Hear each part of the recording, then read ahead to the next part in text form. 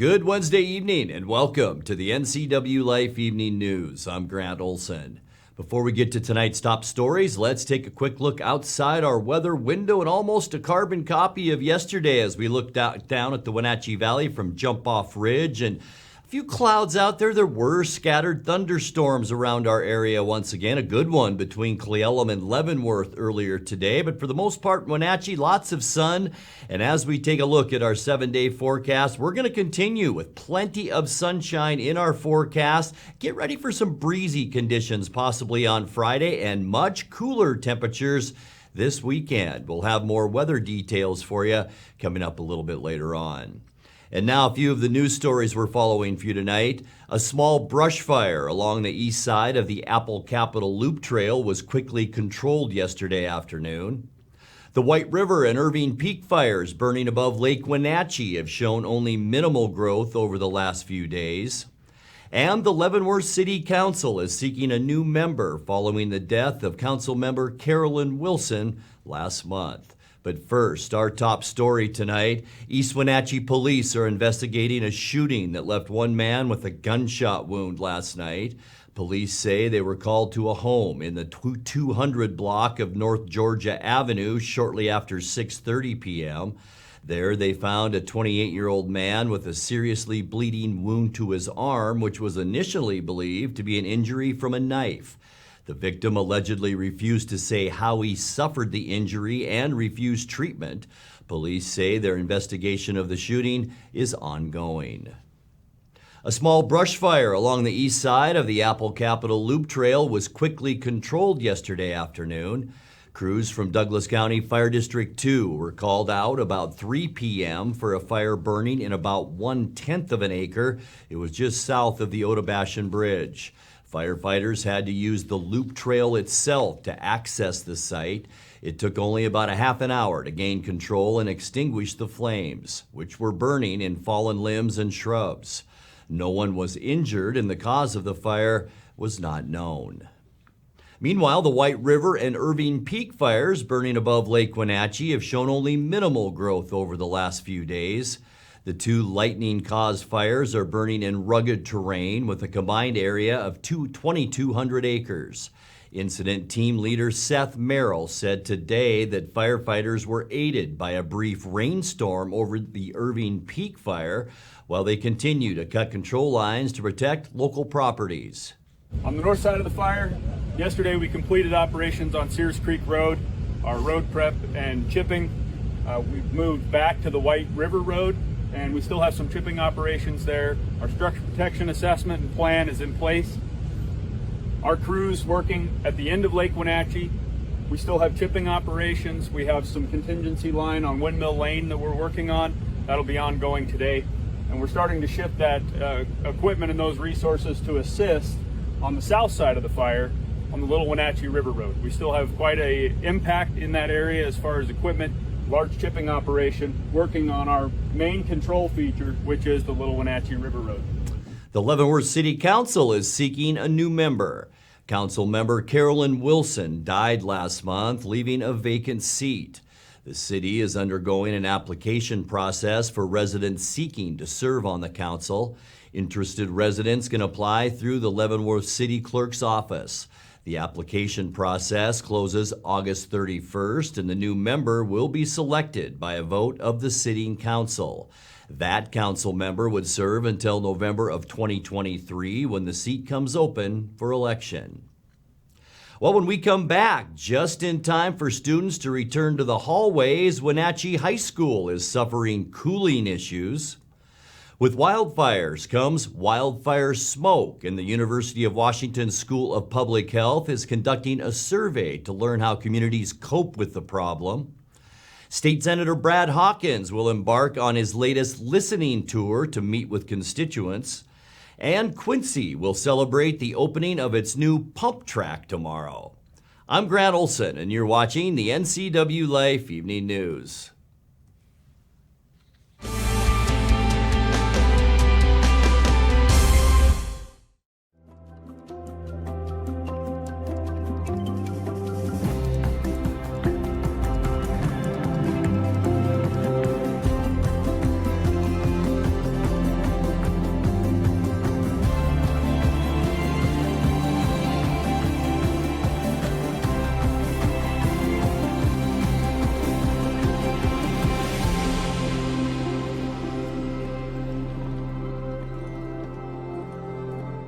We got things coming our way that we've never faced before. Under the current conditions, the storm's going to continue to get stronger and stronger. Now's not the time to take a step back. Now's not the time to be soft. Now's the time to drive us in the right direction to protect our communities. The team that surrounds myself is the team to take you into the future. I'm John Volan, and I'm running for judge here in Chelan County. For more than 20 years, I've upheld the rights of the local community as an attorney, trial lawyer, and part-time judge. This fall, I'm running for district court judge. I'm highly endorsed by the legal and local communities for my thorough, fair-minded, and just approach. I'm the only candidate with civil, criminal experience, but experience as a judge as well. This fall, vote John Volan for Chelan County District Court Judge.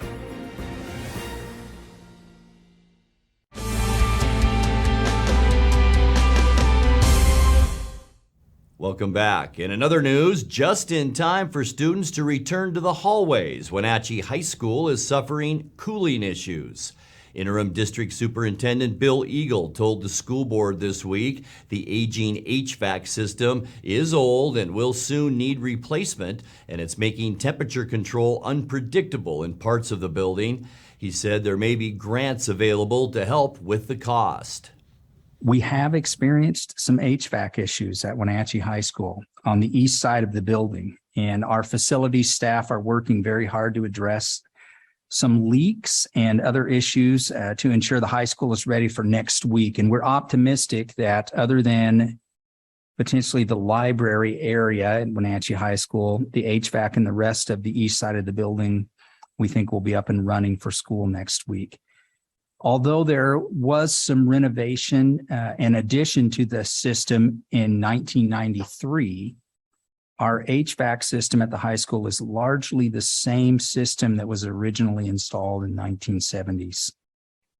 So overall, the vintage 1970s coils and condensing units are well beyond their life expectancy. And as a result, our M&O team have been experiencing increased frequency of equipment failures caused by refrigerant leaks in some of the older coils and piping. With wildfires comes wildfire smoke, and the University of Washington School of Public Health is conducting a survey to learn how communities cope with the problem. Fire-related air pollution contributes to health challenges, including heart disease, stroke, and cancer. Adults affected by wildfire smoke are asked to fill out an online study. You can participate at the web address you see on your screen. Those who enroll in the survey will receive a $10 gift card for their troubles. State Senator Brad Hawkins will embark on his latest listening tour to meet with constituents. The 12th District Republican will first stop in Cashmere and Leavenworth on September 13th, with subsequent visits that week to Wenatchee and Chelan. The 12th District was recently redrawn to include areas west of the Cascades, and other stops beyond Chelan County are in the works. The meetings are held by appointment. Anyone interested in joining a session should contact Hawkins' legislative office. Quincy will celebrate the opening of its new pump track tomorrow. The city has been working with the Evergreen Mountain Bike Alliance to build what is believed to be the largest pump track in the state of Washington. The East Park Pump Track grand opening will be from 5 to 8 p.m. The free event will feature riding on the track, music, food vendors, and other activities. People are invited to bring their bike, scooter, or board to try out the new track.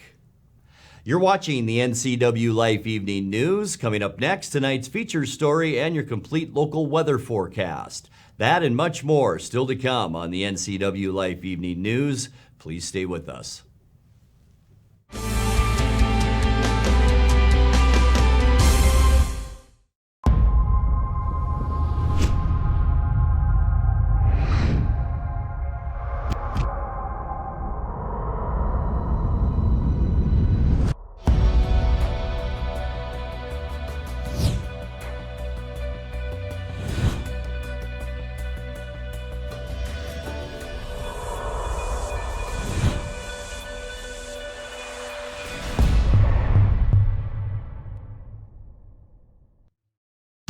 At Click It RV, we're overstocked on inventory and need to make room for brand new models on our lot. Between our 4 locations in Spokane, Tri-Cities, Moses Lake, and Milton Freewater, we have hundreds of travel trailers, fifth wheels, and RVs that have to go. With low payments, 0 down, and no payments for 90 days, you'll want to hurry in today while the best floor plans are still available. Come check out the Overstock Liquidation Sale, going on now at Click It RV.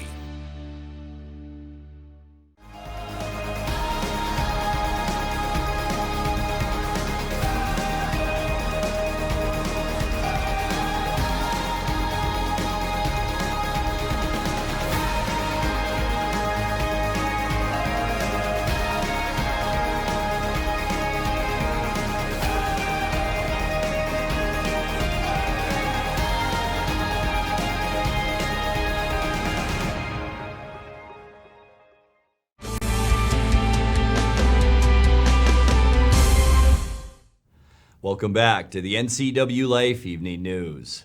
In tonight's features story, the Wenatchee School District is between superintendents at the moment.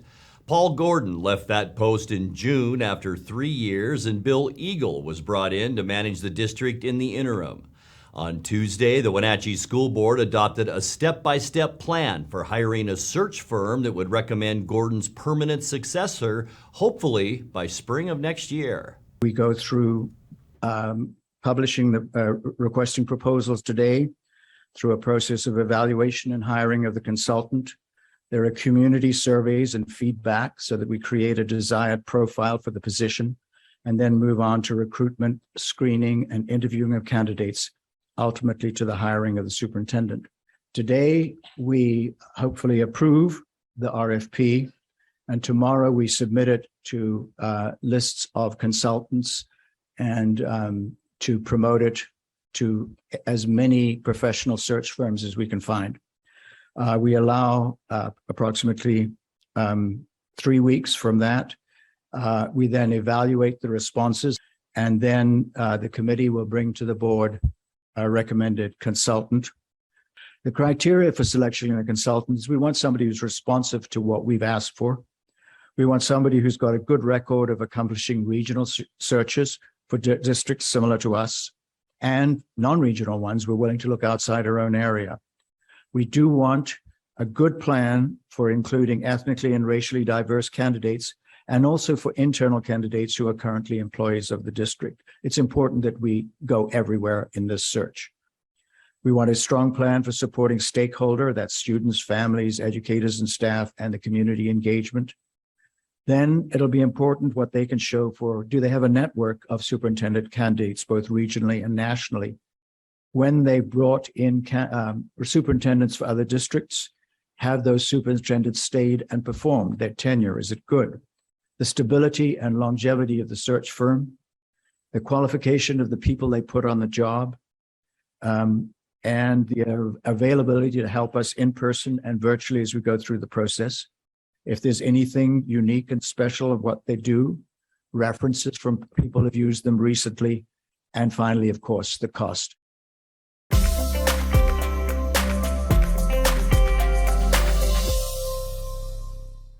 Time for a check now of your north central Washington weather forecast. Weekend getting a little bit closer for us. And as we take a look outside our weather window, yes, this is where we're talking about the fires, the Irving Peak and White River fires up near Lake Wenatchee, still causing quite a bit of smoke for folks that live up in that area. You can still smell it here in the Wenatchee Valley, but nothing as bad as what some of the folks up here are experiencing right now. Let's hope can get some control of those fires over the next couple days. Still some rain in our forecast, and we'll talk about that in a second.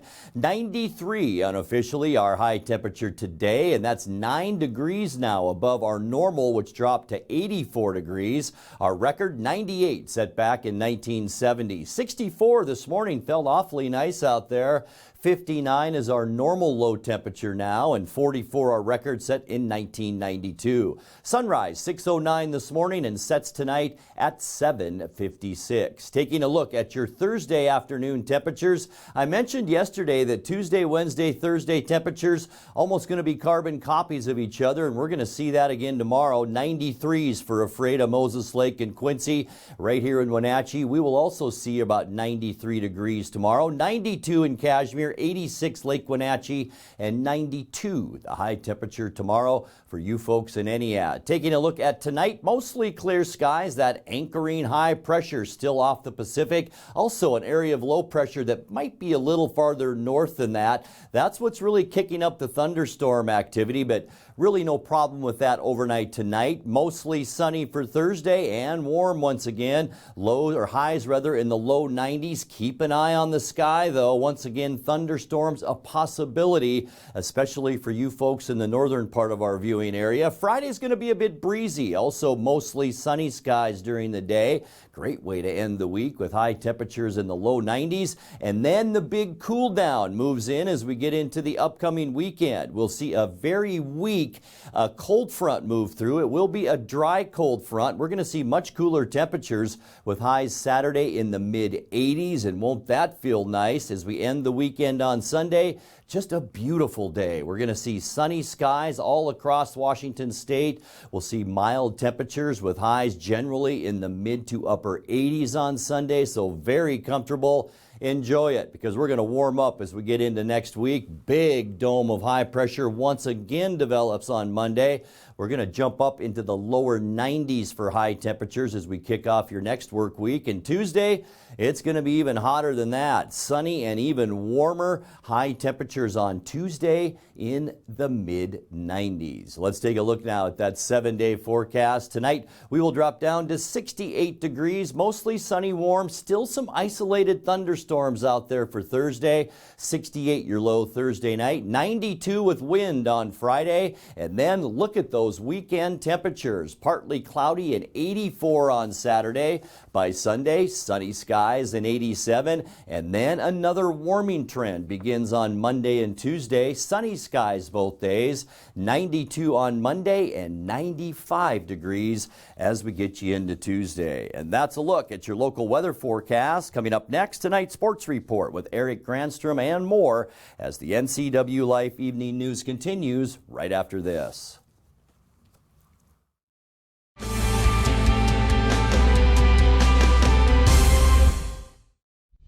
Introducing Alpine Airman. Because every home needs a superhero to eliminate poor indoor air quality, send inefficient operating equipment packing, and cut high energy bills down to size. For heating or cooling and equipment replacement, turn to the experts and the superheroes at Carrier and Alpine Air. We offer the best deals on high-efficiency Carrier products, along with friendly, knowledgeable service and incredible savings to fit your budget. I'm John Divis from Wenatchee Dental Arts, and I like to think myself as a comprehensive dentist. We are an office that treats people comprehensively for their dental problems. We do a lot of general dentistry in a broad sense. We don't send everything out. Things that we have the ability to do in the office, we like to keep in the office and under one roof and keep things as complication-free as possible. You can come to one place and have all their dental needs taken care of. And now it's a sports update on the NCWLIFE channel. And a happy Wednesday to you. Robbie Ray flirted with a no-hitter, and the Mariners beat Washington last night by a score of 4-2. Ray took a no-no into the 7th inning, leading 2-0 on Mitch Haniger's 2-run homer when he lost the no-hit bid to Joey Meneses on a home run to center field. Seattle got some late insurance from Eugenio Suarez to go on for the win. Haniger throttles this out to left field, and the Mariners are on the board. Go ahead, 2-run home run, Mitch Haniger. Well, it's a two-seam fastball. You'll see it sink down and in to Mitch Haniger, and he just drops the head straight down on it. Right in Mitch's happy zone, and he drives this ball deep to left field into the bullpen, and it gives that Mariners that 2-0 lead. Very smooth, very smooth. Oh, Meneses to center. Rodriguez back. See you later. That's how you bust up a no-hitter and a shutout. And the Nats are back to within one as Joey homers for the 6th time in 18 games. All the way to the moon! Second deck coming down! Watch out below! You have found your insurance! It's paid up by Eugenio Suarez! It's a 4-1 Mariners lead. Oh, look at that exit velocity, 108 on that two-seam fastball. And he gets every single part of it right in the middle of the plate, 89, about belt high. And he knew right away this ball goes a long way. Outer part of the plate. Nice. There's a base hit. Lane Thomas softly through the right side. That'll be a line drive in the box score, and the Nets within 2.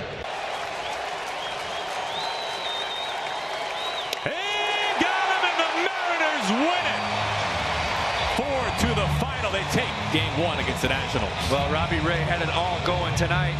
6 very strong innings, pitches into the 7th. He just looked very, very dominant tonight, staying ahead of these Washington hitters. And the Mariners come up with a couple of big blasts. Mitch Haniger with a 2-run homer, and then Eugenio Suarez with a 2-run homer. Manager Scott Service says it was good Ray was so dominant on the mound since Seattle's bats were kind of quiet, albeit the 2 home runs. A really well pitched ball game by Robbie Ray. I think you have to start there, and that was the key to tonight's game. No question about it. He went out and had really good stuff, went right after him, was in total control of the ball game until he gave up the home run there leading off the 7th inning, and that was, couldn't quite get through it. I was hoping to get through the 7th, but awesome job by Robbie tonight. It's exactly what you need when you come off a long road trip. You want your starter to go out there, take you deep in the game, and really shut the opponent down, and he did that tonight. Offensively, it was a little struggle. We hit 2 balls over the fence, and that's a good thing. We had some guys on base, and we did it. Haniger continues to roll since he's been back, and Gino's in one of those streaks. The ball just jumps off his bat, and when he gets his pitch, he's not missing it right now. So, again, bullpen was outstanding. I think that's the first hit Paul Sewald's given up in like 10 or 11 innings, something like that. So, guys have been really solid down there. Again, it's what's going to take here down the stretch. Consistent pitching and timely hitting, and just enough hitting tonight to get a W. So hopefully we can bring it to the yard tomorrow, hopefully do a little bit more offensively and take a little pressure off our pitching. But the guys on the mound have been great for us.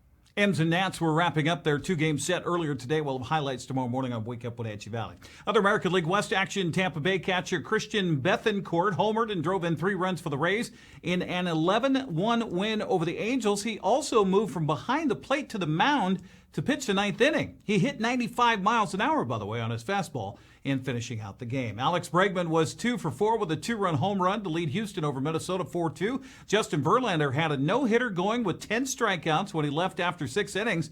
The veteran's coming off Tommy John surgery and says it's better to look at the long run and postseason rather than personal milestones. Oakland's comeback bid against Miami fell short in the 9th inning after scoring 3 runs as the Marlins held on for the 5-3 victory. Well, Tampa Bay win over the Angels gives the Rays a half-game margin over Toronto and Seattle in the American League wildcard chase. Blue Jays kept pace with a 9-3 win over Boston. Baltimore remained 2.5 back with a 5-3 win over the White Sox. Chicago dropped to 5 games back with the loss. Minnesota dropped to 4 games back with a loss to the Astros. Well, the quarterback question remains a constant one at training camp for the Seahawks. Will it be Geno Smith or Drew Lock? Seahawks reporter Greg Bell asked the question of Pete Carroll that all Seahawks fans, near and far, are also asking. Is it possible that the guy who starts the opener is not your starting quarterback for the bulk of the season? I don't know that. Really, think about it. That's a good question. It's a good question because you're trying to figure it out. But I don't know that. I'm going to wait and see what happens, And I mean, today's a really big day for me, find out what they look like today. The guy's coming back from COVID. He made it back yesterday, 2 days ago, did fine.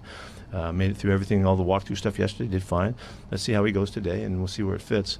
But I'm not closing, I'm not closing the book on anybody competing for their spots. We have 2 enormous weeks coming up, and the finish of this one next week is a huge week for us, and then we come back with another full week and an extra day. So we got a lot of time here to work it out on my schedule. Maybe you're not feeling that schedule, but my schedule, I'm okay. Drew Lock coming down with COVID has certainly hampered Carroll's ability to properly evaluate the 3-year quarterback. As a result, Carroll says Lock will see a lot of practice this week and playing time on Friday in Dallas. Yeah, we got it worked out. We're figuring out play time right now, and Drew needs to play a lot of football, because he missed a game. So that's the main thing that I get done on this weekend. Does he play with the starters maybe more than the last week? You have to wait and see. Physically, do you feel like he's back to normal? I'd like to see again today. He made it through yesterday. Did not show a sign of it, but he did a nice job getting through it. So I'd like to see him make sure that he's back and bounced. He did fine yesterday. He didn't let anybody know, but he was working to get through it. So we'll see how much better he is today. But he's going to get all the work that we can give him, and we're not holding anything back.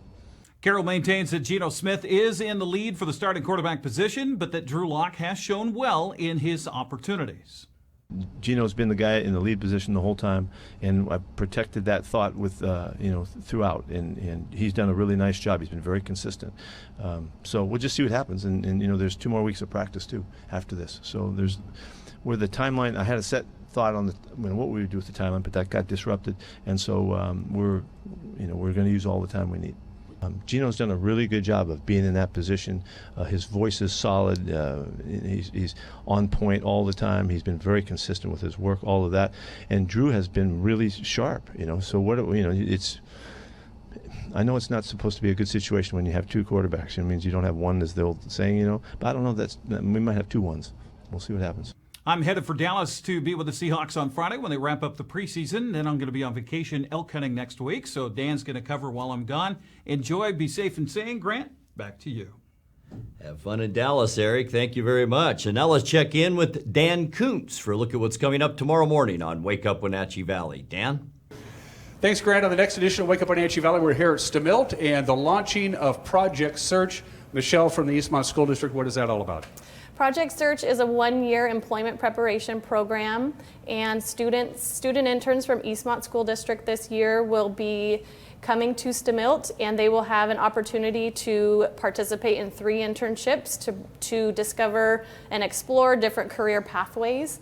And it's a big partnership within our community. Chelan Douglas Developmental Disabilities, Link Training, Link Transit for our travel training, Eastmont, Stamilt, and of course DDA and DVR are all involved, and we hope to grow this program.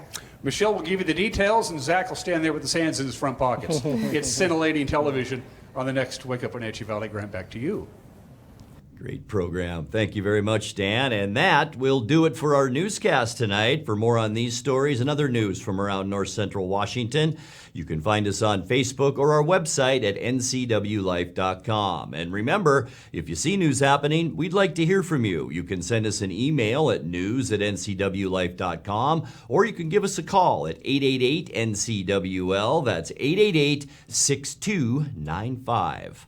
I'm Grant Olson. Thanks for being with us, and have a great night.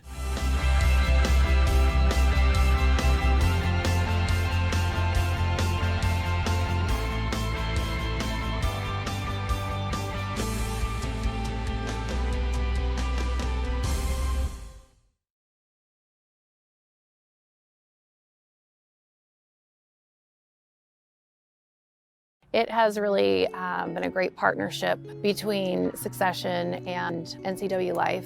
It's not always easy to sit in front of a camera or a microphone, but you guys have made it a really nice process. It's a little scary at first, right? You're just throwing money out there hoping it comes back. And to see those results come back through and see people walk through the door and say, hey, saw your TV advertisement. Those are the kinds of things that you see the return on.